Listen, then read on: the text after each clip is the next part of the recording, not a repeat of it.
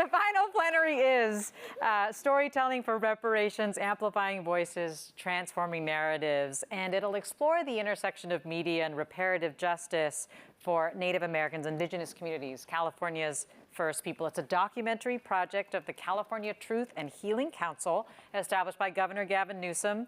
It aims to shift the narrative to educate and engage audiences about the diverse histories of California, Indian country, and to address the impacts of cultural erasure. Let's play a clip.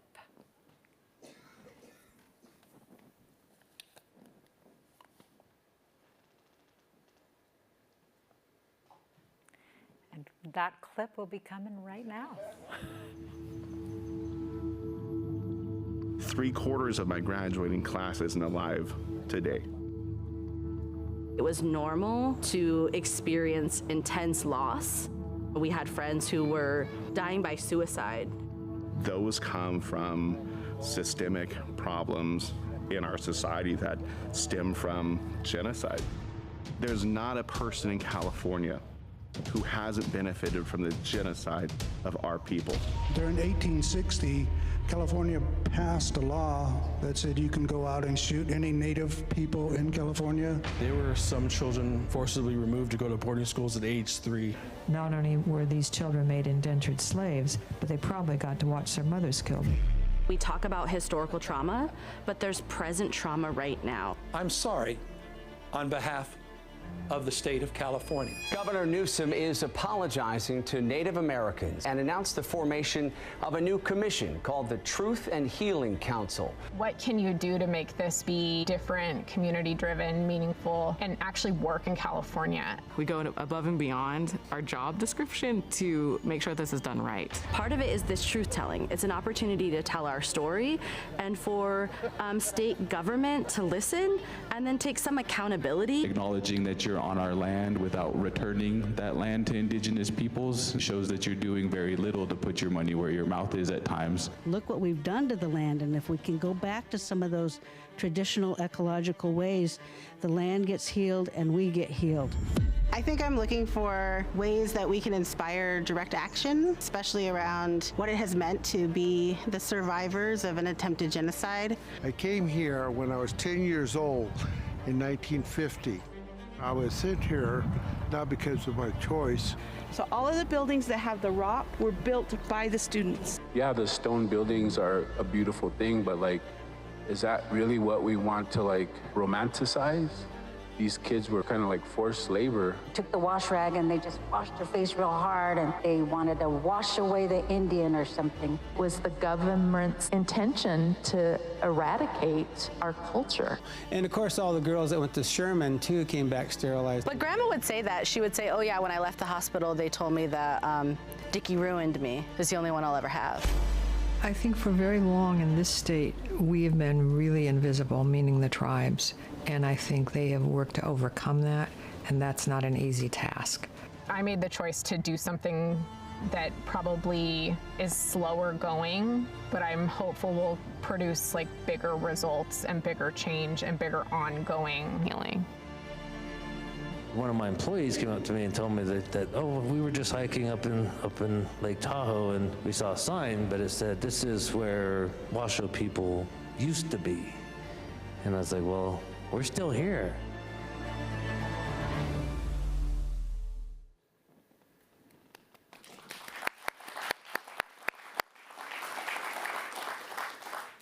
On stage with me now are 3 people who are really driving the effort to re-examine and strengthen relations between the state of California and California's First People. And I'm honored to be able to introduce them to you now. To my left is Christina Snider-Ashtari, Tribal Affairs Secretary at the Governor's Office of Tribal Affairs. She oversees government-to-government consultation between the Newsom administration and California tribes, develops and implements policy directives related to tribal governments and Native American communities, and leads the California Truth and Healing Council. Secretary Snider-Ashtari is an enrolled member of the Dry Creek Rancheria Band of Pomo Indians in Sonoma County. Welcome, Secretary. Thanks for having me. Jacob Kornbluth is next to Christina, a writer, director, and co-founder of Inequality Media, an Emmy Award-winning filmmaker. He's directed 5 theatrically released feature films and over 200 shorts. 3 of those films have premiered at Sundance, where he was awarded a special jury prize for excellence in filmmaking for his documentary, which you may have heard of, Inequality for All. Jacob co-founded Inequality Media with Robert Reich. So glad to have you, Jacob. Thank you for having me. Also, Elena Chàvez Quezada is Senior Advisor for Social Innovation for Gavin Newsom, where she spearheads the state's partnerships with philanthropy to advance shared priorities. Before that, Elena was Chief Impact Officer of End Poverty in California, or EPIC, and Vice President of Programs at the San Francisco Foundation. Before philanthropy, Elena worked on economic opportunity issues at nonprofits, including Single Stop USA and the Aspen Institute. Glad to have you on the panel too, Elena. So I want to start with you, Christina, and with something that you said in that clip that folks probably heard. But you said that you asked this question of what can we do to make this different? And I couldn't help but wonder, different from what? What is it that you're hoping to achieve that really hasn't been attempted or achieved really before?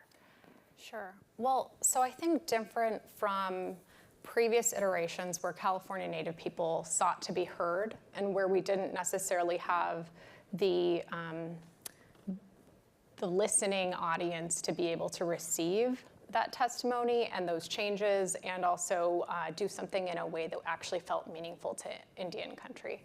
So there have been previous efforts at the federal level for California Indian country to voice its needs, voice its concerns. There was a 1997 effort with Congress to really see what are the needs and priorities of California Indian country, and how can those needs and priorities translate into policy changes that will address this stark need here.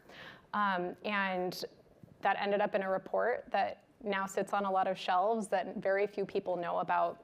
And so it was kind of the inspiration for this new iteration of how do we create a process that is meaningful to California Indian country, but also that people know about, and that we can bring people along so that we can actually catalyze real policy change that means something for our people. So different, meaningful, and actually makes a difference. And so I think really what we're trying to do here is create large-scale narrative shift, a large-scale shift in understanding of what it means to be a California Indian person. How many people here knew that there were tribes in California? Oh, good, that's great. Our job's done. How many of you knew that it's the second largest number in the United States?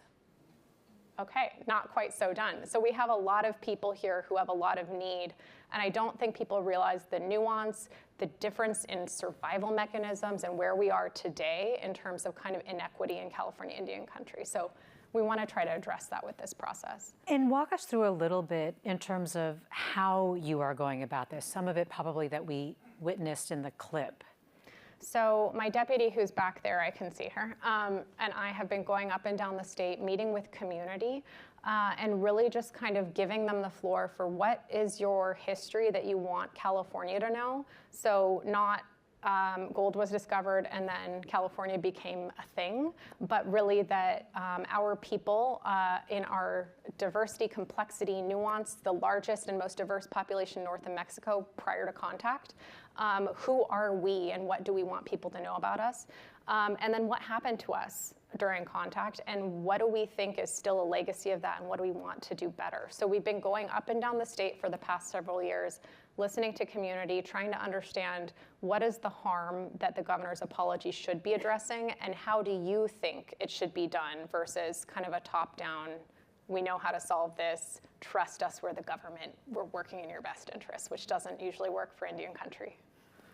So Jacob, knowing that these were Christina's goals and the goals of the Truth and Healing Council, and they're not small, Christina's talking about narrative shift as well as meaningful policy change. So how did that affect your approach to the film that you are creating for the Truth and Healing Council?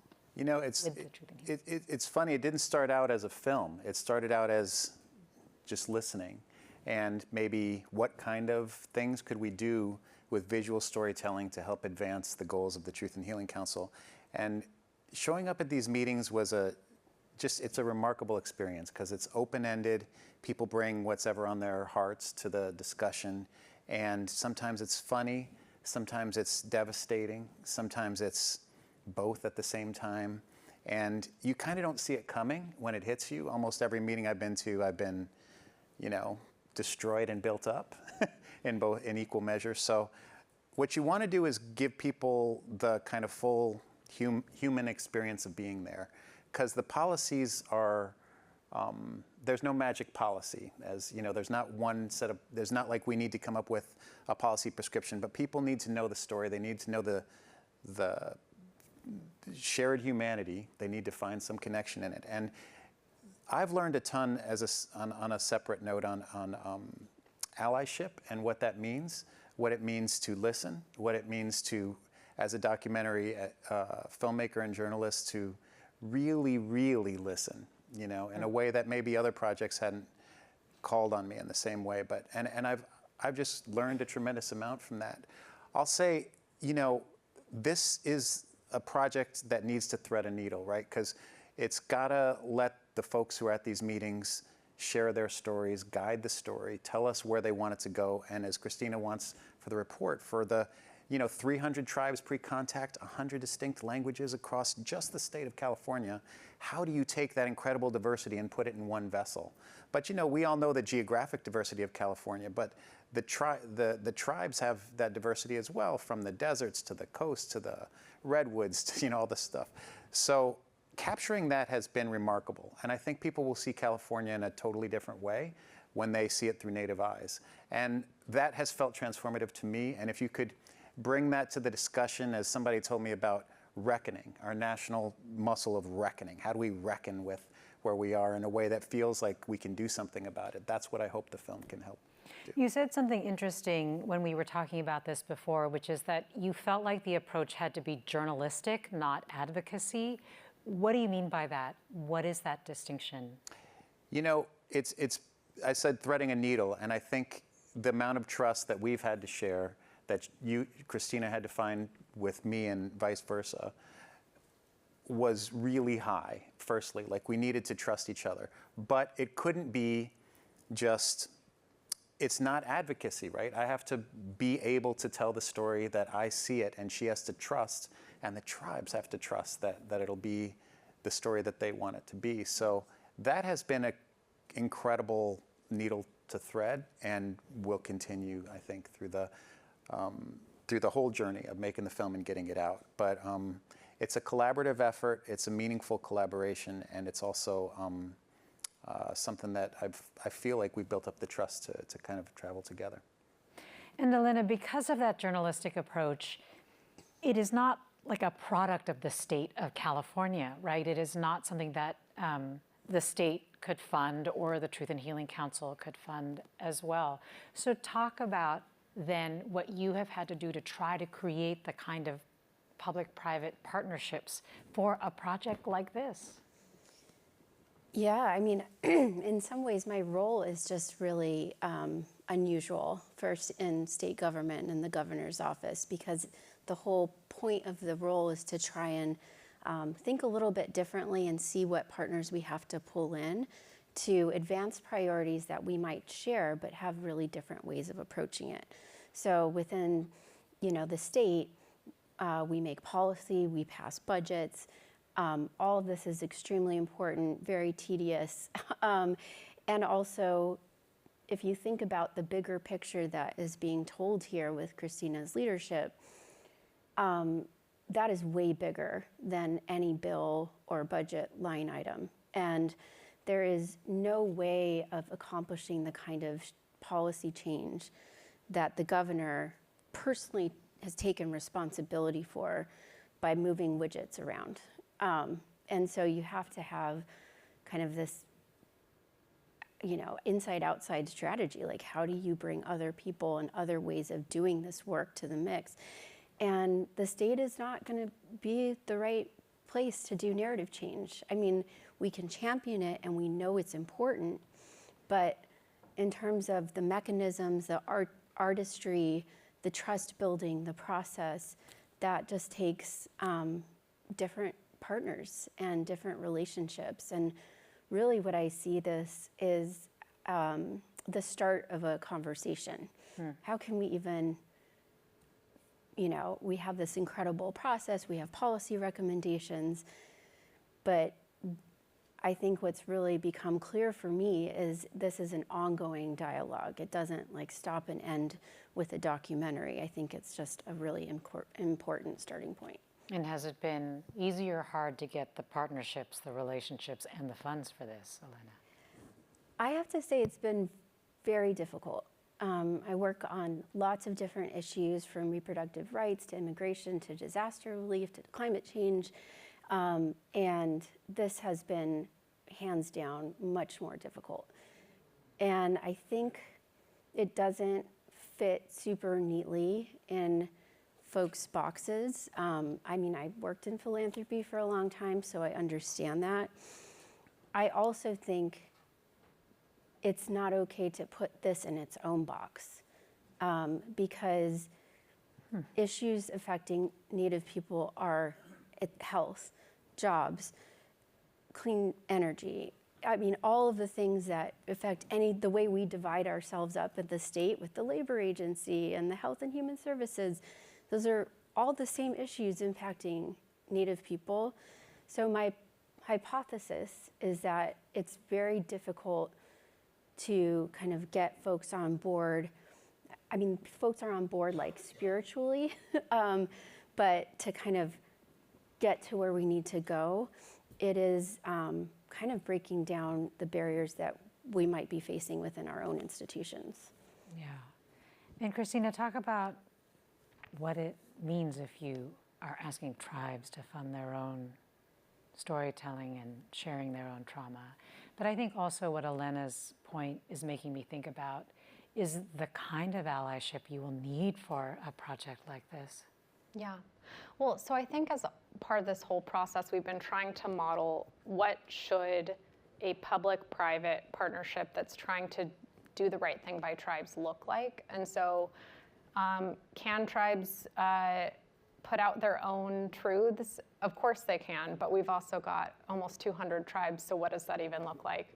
And when you have people who are kind of starting to have some semblance of a quality of life, despite these efforts at eradication of our people, putting us in places that are not economically viable, putting us in places where it was just assumed we wouldn't exist anymore.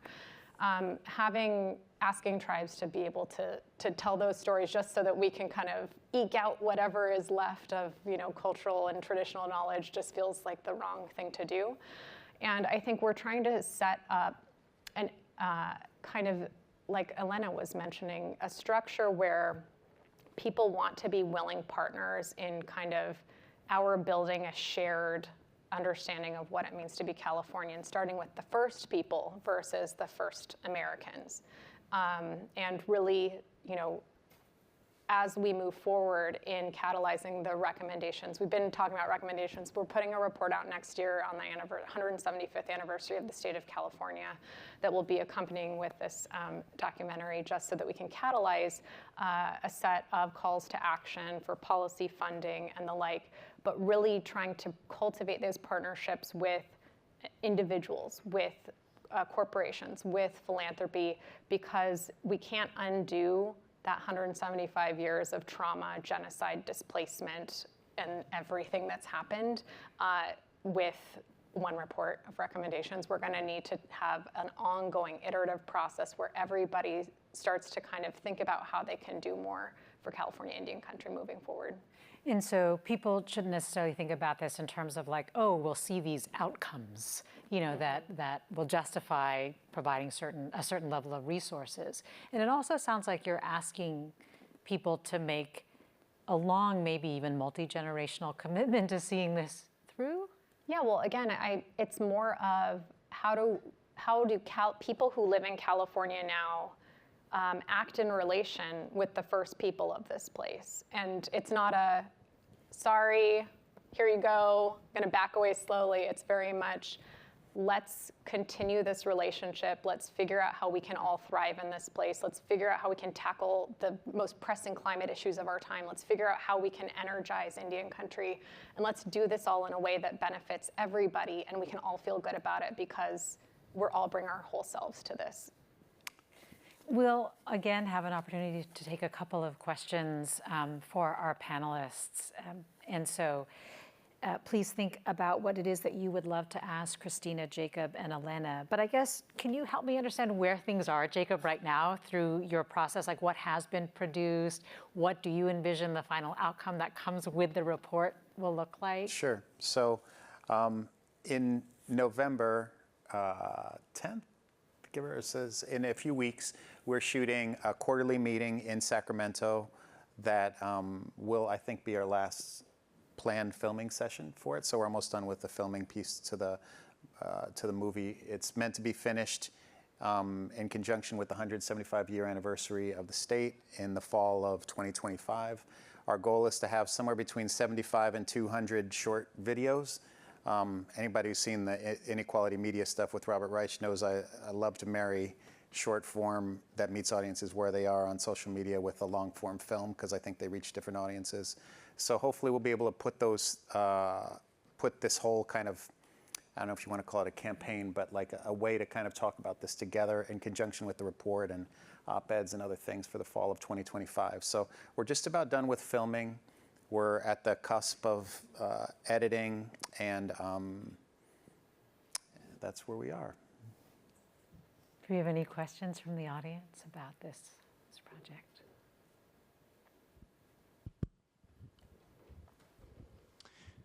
Hi, thank you for this presentation. It's been really interesting. Have you been in touch with any other states around the country about similar work? You know, is this going? There's so many people who need their stories told, right? Do you know of other things like this going on that maybe the rest of us could look to support? Sure. So when we started this work, we looked at the Maine Wabanaki Truth and Reconciliation Commission, which is about child welfare in Maine with the Wabanaki tribes there. But once we started this project and people started seeing what we were doing, we got outreach from Massachusetts to start thinking about how they could address their issues there, because they have some non-federally recognized tribes, and they were like, how do we just, there's so many complications, how do we even address this? We're in conversations with Washington State as well, Oregon, and so there's a lot of states that are starting to look at what we're doing here as potentially showing that the sky isn't gonna fall, and maybe they can start having these conversations as well. As we've done this process, LA County did a harms report, which is their truth and reconciliation process. And what we'd like for this process to do is to help catalyze all 58 counties to do local processes, but also if other states want to do these kind of processes, they'll be able to look to the storytelling that we've done to see how we did it, because we were inspired by Dawnland, which covers the Maine Wabanaki Truth and Reconciliation Commission, and also provide kind of that roadmap of how did we do this? What did we think we could have done better? What do we think that we did really well, and really kind of help folks navigate this as they get interested as well. But everything that we've talked, everyone we've talked to, it's been kind of in a very early stages of they're trying to figure out how to do something similar. Another question?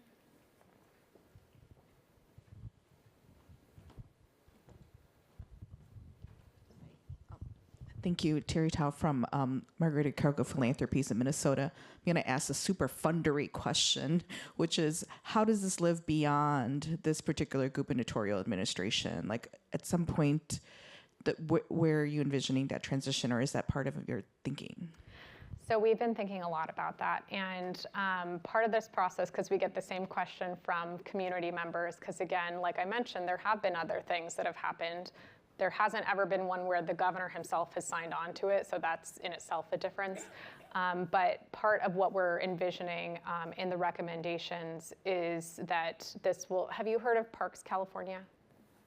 So it's basically a statutory created entity that can take public funds but also private funds, and so it can help meet the needs of this type of work that needs to address individuals, but also needs to figure out how to do this equitably. And so sitting inside state government isn't really the most, it's kind of the least wieldy way to do this kind of work, but having something that can benefit from state funding while also being able to have the flexibility of being kind of just outside state government is what we think that this will turn into. So that will be kind of a clearinghouse for funding, for land back, for all of the recommendations, and that would be independent of any sort of administration or elections. Yeah, and part of what my task for this was documenting and storytelling, which I think you'll understand the difference. Like, we wanted to record each one of these meetings for the record, and they will be saved at the end of this, and also tell a story that's publicly accessible, that sort of captures the meeting and that reaches a different and wider audience. So hopefully, you know, the story can help it kind of. As you said, Christina, more than 200 tribes, and that's the point, right? Everybody has a different need and wants to see something different maybe come out of this. But I am curious if you did hear a pattern or a common thread in terms of what the tribes would like to see come out of this. A few things. Number one, everybody feels like they're not benefiting from the mass erasure of Native people from the California narrative, and so that's something we think the storytelling is going to do a great job of, is showing that we're still here and we don't live in teepees and we don't, you know, all of the plains things are beautiful, but it's not California. But the other thing was, you know, land back, and so we've been doing some policies to that effect. Last time I was in this building, I was talking about we have $107 million that's gone out for land back efforts. We think that'll be part of our recommendations moving forward, is that plus more. And, you know, in general, I think people just want to be treated with the respect of being the first people of this place. So, you know, I think there's a lot of trauma to unpack and a lot of just feeling unseen that we're going to have to work through. And those are some of the main themes, I think. And just being able to be in community again. A lot of the policies that people have not benefited from and have been actively destroyed by are relocation policies. So even if you wanted to be amongst your tribe, there's not really a way to do that, either because your trust lands are 5 acres or that you have no lands because your traditional homeland happens to be like beachfront Malibu.